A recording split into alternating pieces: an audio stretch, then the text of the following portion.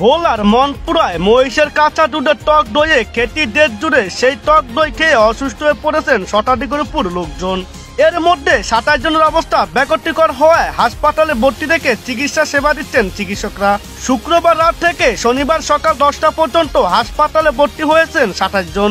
এছাড়া হাসপাতালে প্রাথমিকভাবে চিকিৎসা নিয়ে নিজ বাড়িতে থেকে চিকিৎসা নিচ্ছেন অনেকে হাসপাতালে প্রাথমিক চিকিৎসা নিয়ে বাড়িতে চলে গেছেন বলে জানিয়েছেন মনপুরা স্বাস্থ্য কমপ্লেক্সে দায়িত্বরত medical officer doctor Khalid Hasan Tamim. তিনি জানান, টক দইয়ের মধ্যে বিষাক্ত জীবাণু ছিল। সেই বিষাক্ত জীবাণু মিশ্রিত দই খেয়ে সবার ডায়রিয়া ও জ্বর হয়। যাদের অবস্থা খারাপ ছিল সবাইকে হাসপাতালে ভর্তি রেখে চিকিৎসা দেওয়া হচ্ছে।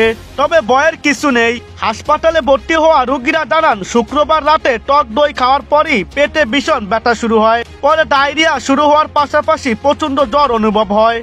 তখন হাসপাতালে এলে চিকিৎসকরা ভর্তি করে চিকিৎসা সেবা দিচ্ছেন। সবাই ডায়রিয়া, জ্বর, মাথা ব্যথা ইত্যাদি এরকম আমাদের এই হসপিটালে মনপুর হসপিটালে এখন প্রায় 30 জন ভর্তি আছে, আমি সহ 30 জন।